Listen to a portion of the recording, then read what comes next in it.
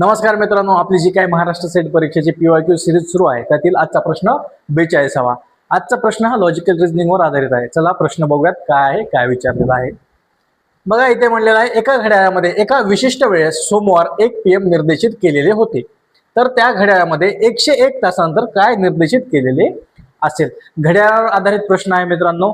इथे एक विशिष्ट वेळ दिलेली आहे आणि इतक्या वेळानंतर त्या घड्याळामध्ये काय निर्देशित केलेलं असेल ते विचारलेलं आहे। बघा आता इथे किती विचारलेलं आहे, 101 तास विचारलेला आहे आणि आपल्याला माहित आहे की 24 तास म्हणजे किती होतात, एक दिवस होतो। बरं इथे किती वेळ दिलेला आहे, सोमवार 1 PM। मग मंगळवारी 1 PM ला किती तास होतील बरं आपले, मंगळवार 1 PM किती झाले, 24 तास। बरं मग बुधवारी 1 PM ला किती होतील, 24 दोन्ही 48 तास। मग तसेच गुरुवारी किती होतील, 48 दोन्ही 48 त्रिक 24 त्रिक 72 तास। आणि शुक्रवारी किती होतील,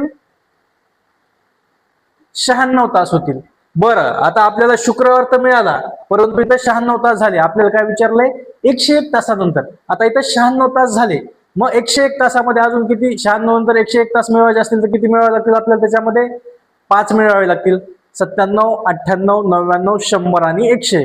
म्हणजेच 1 च्या नंतर किती होईल, 5, 2, 3, 4, 5 आणि 6।